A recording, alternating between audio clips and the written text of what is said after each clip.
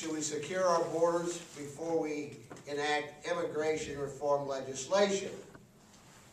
Well, let's work it from the back forward. The Socratic method. Ask questions and then the answers come to you on how to solve the problem. Immigration reform is a can of worms, and it's not going to be solved anytime soon by anybody's estimation.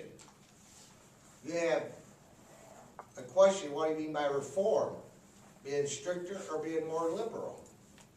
On one side, you have people that wanted to have it stay as it is. It's not great, but it seems to work. You have others that want to go further yet and have some sort of amnesty for all, we're not supposed to say illegal now, that's political correctness, undocumented workers. I don't know why it's not illegal since it's illegal, but you're supposed to have documented workers.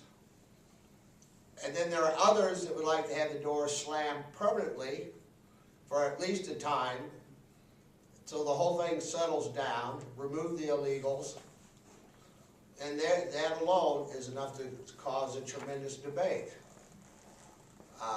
At one time, as our organization name implies, Council of Conservative Citizens are conservative, right-wingers, populist.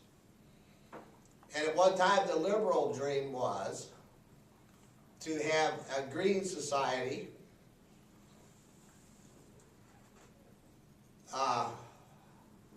to be able to have a society that can sustain itself. There's no doubt that the infrastructure in the United States is strained. Where a lot of this illegal activity has occurred in the Southwest, they're running out of water. It's not a joke. The aquifers are running dry. It took millions of years to fill them, and now we're sucking it all out for human consumption and for irrigation. And it's running dry, and there's no way to replenish it.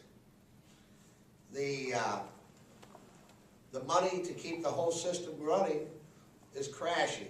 The road system in California is in dire straits. They're not even fixing the highways. Now, when I was a young man, I'm only 30, but when I was younger than that, go west, young man. That was a land of milk and honey. Everybody wanted to move to California.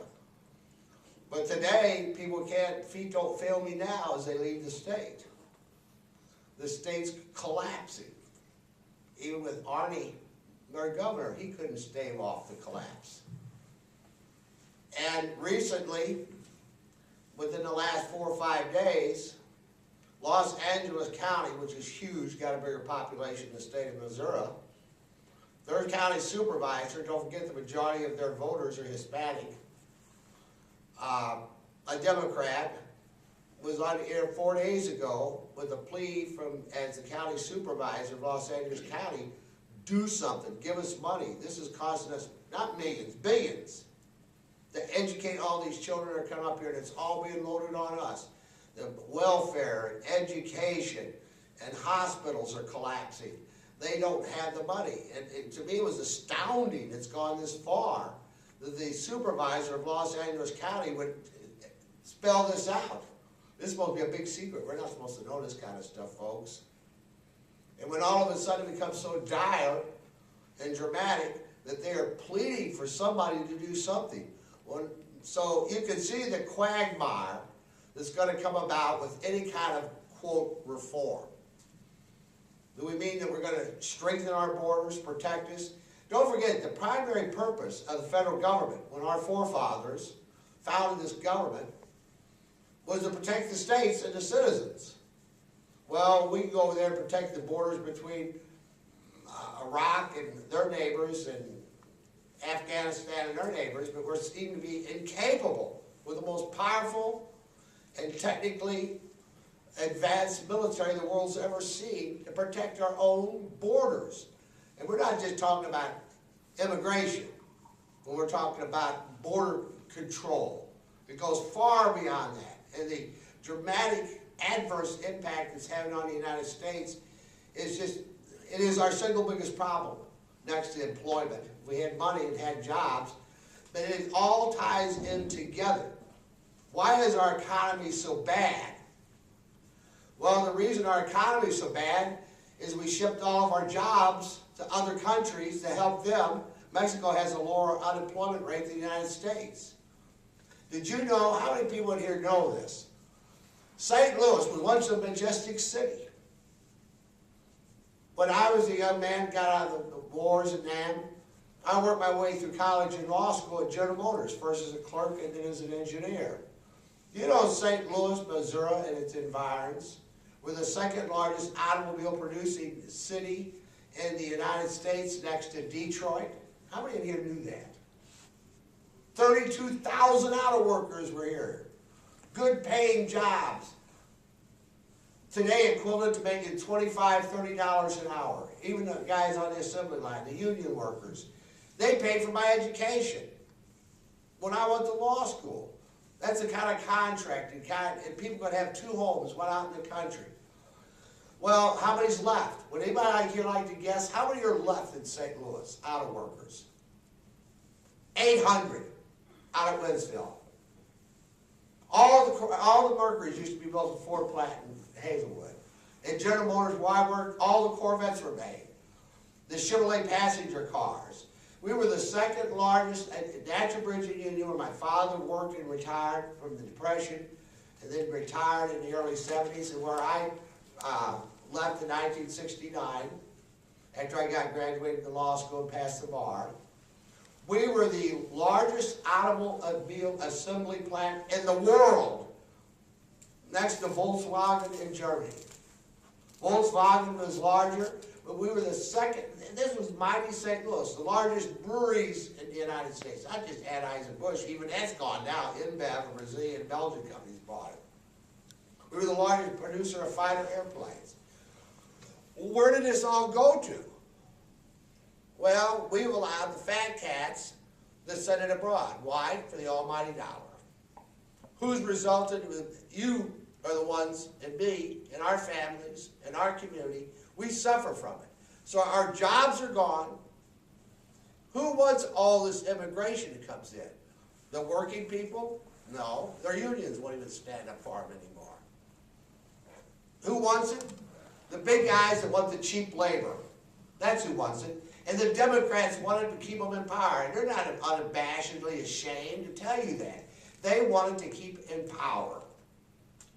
Or now, with the debacle in the last election, they wanted to gain power. And they'll tell you that's why they want amnesty, so they can vote and keep them back in power. And so what we were looking at, and this is why now to the thesis of this debate, is that we have got to do something now. We can't wait till we figure out how we want to reform it. We have got to close our borders. And it goes more than just to immigration. But the jobs that these people are coming up here and taking from us, even though they got our factories down there, more General Motors cars are made in Mexico than made in the United States. But they're coming up here and taking jobs from people, the little meager jobs that are left. I know guys got master's degrees in the north and the south. They're cutting grass for a living. They can't get jobs. I got some close friends that are in the computer field. One is a professor of computer, a PhD in Furman, in South Carolina, one of the finest universities in the South. He says he's almost ashamed to take students' tuition because now they bring in from particularly the Orient, China, and India, and all these kids that are graduating from college with these degrees can't even get a job in the field. 1 minute. 1 minute. Okay. Well, we can go into this further later. But the thesis is, why do we want to close the borders now and not wait? We don't have the time. It's going to take too long to come about with reform. What's going now? It's just not immigration and the strain on our economy. Drugs and crime. It's huge, folks. It's huge. Talk to people down along the borders. There are more people being murdered and killed in Mexico along our border than there is in Afghan or Iraq. And why is this occurring? Because of the drug market in the United States. They wouldn't have all these drug cartels. And I can go in further later if you want on some of the cartels and how they were developed out of elite military units because they found there's huge bucks in it. Billions. And so they're coming into this country to sell their drugs. Well, it's destroying our young people. I bet everybody in this room can tell stories of family members, young people, their lives have been destroyed by drugs. And so we have got to do something to stop the drugs, and not just on the southern border, but on the port cities and even in Canada. We've got to secure our borders, we've got to bring our troops home, we've got the manpower and the ability to do it, but it's not being done. They won't even finish the fence that's already been paid for.